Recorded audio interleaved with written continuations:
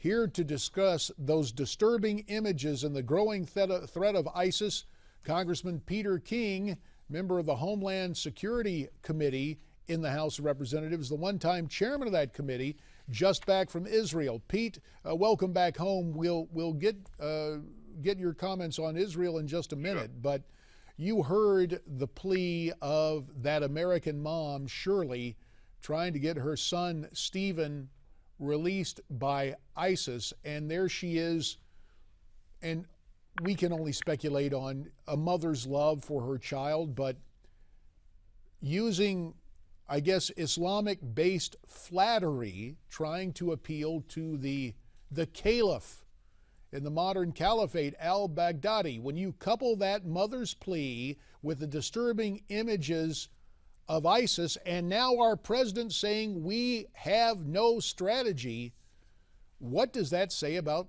the strength of the United States? Yeah, we are the strongest nation in the world, and if we use our power correctly, we can stamp out ISIS. We can stop Islamic terrorism.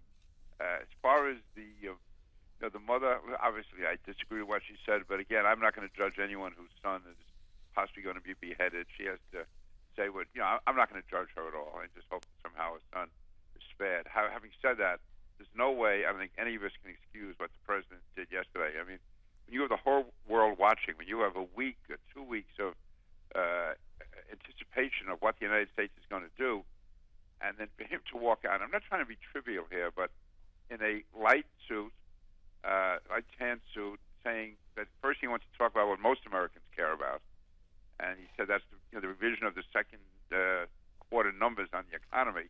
And this is a week after Jim Foley was beheaded, and he's trying to act like real Americans care about the economy, not about ISIS and not about terrorism.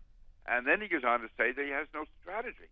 Now, listen, you and I know it's easy to misspeak if you want to call it that when you're in politics. You can say the wrong thing.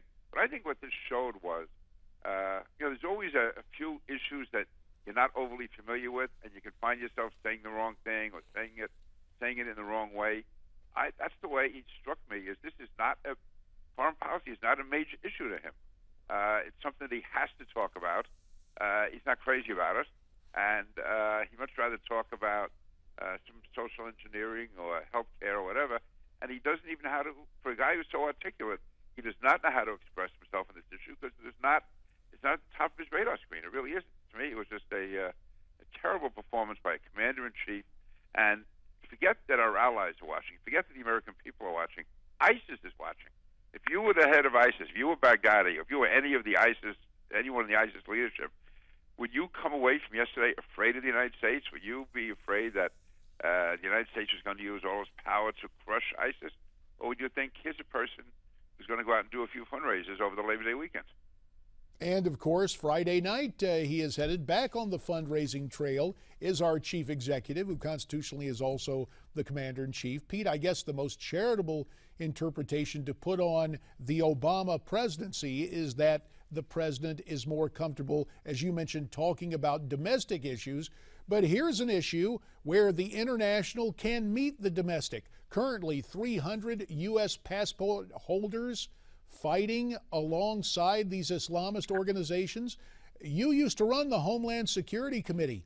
How do we protect the homeland from a homegrown terrorist returning from fighting for ISIS? But first of all, realizing that there was a real threat. I held hearings on Islamic radicalization in the United States over 3 years ago. I was attacked for it. I was called a racist. I was called a bigot.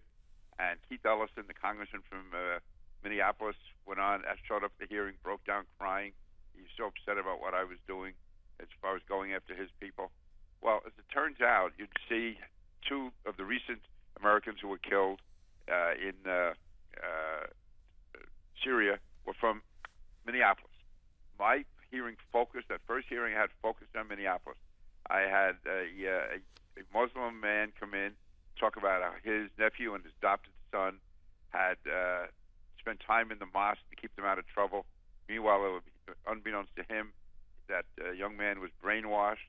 He was sent to Somalia, and while he was there, he was killed. And the imams warned the uncle, "Don't ever tell anyone that we had anything to do with this."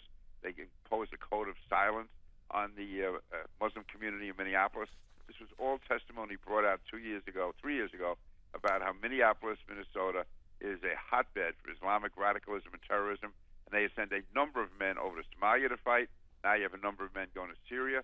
And that is going on across the country. So we have to acknowledge and realize that there is a threat from within the country. Then you have the Americans who have gone over, who are in Syria, who are fighting alongside these radical groups. They can come back into the U.S. on an American passport. Plus, there's thousands and thousands of Europeans who are fighting in Syria alongside these radicals.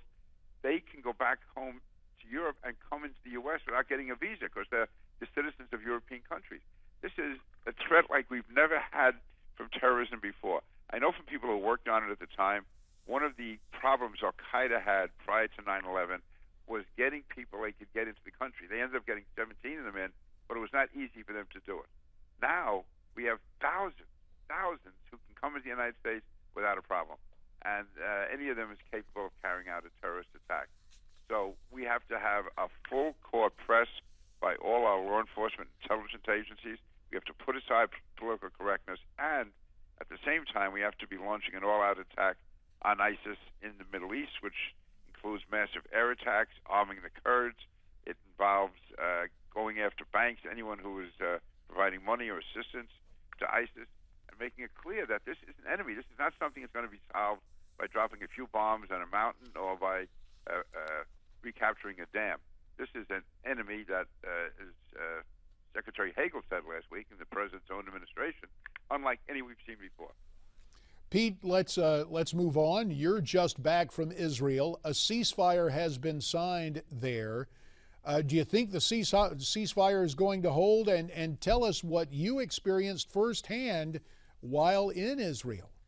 Well, what I experienced firsthand for a period of 20 seconds is what Israelis were experiencing, especially those in southern Israel were experiencing for the last 4 to 6 weeks. We were visiting a school, and we were at the school.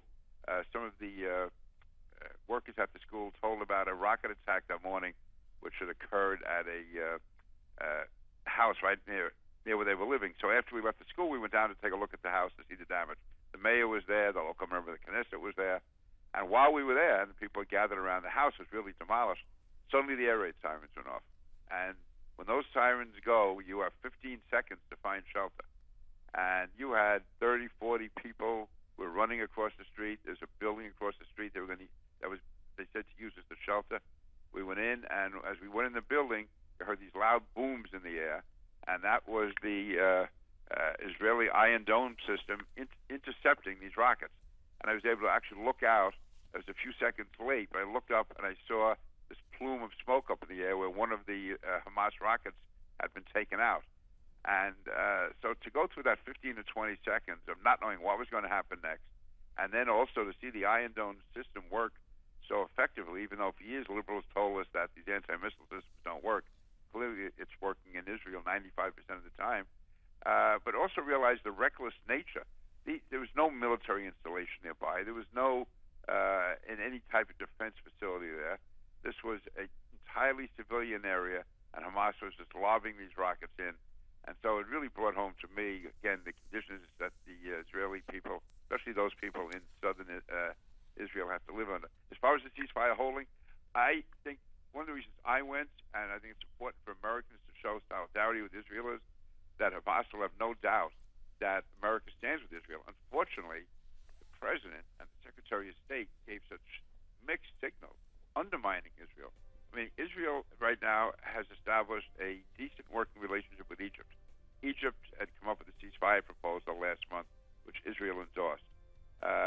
Immediately, John Kerry and President Obama went to Qatar and Turkey, two anti-Israel countries, and got a ceasefire proposal from them, which was totally different. So it undermined Israel, undermined Egypt, and it went to Qatar and Turkey, who were supporting Hamas. You do that to an ally. This is unheard of, that a major power such as the United States would actually deal with the ally of our enemy rather than our own ally. And on that troublesome note, we'll have to end it. Congressman Peter King, just back from Israel, serving on the Homeland Security Committee. We thank you very much for your time. America's Forum continues after this.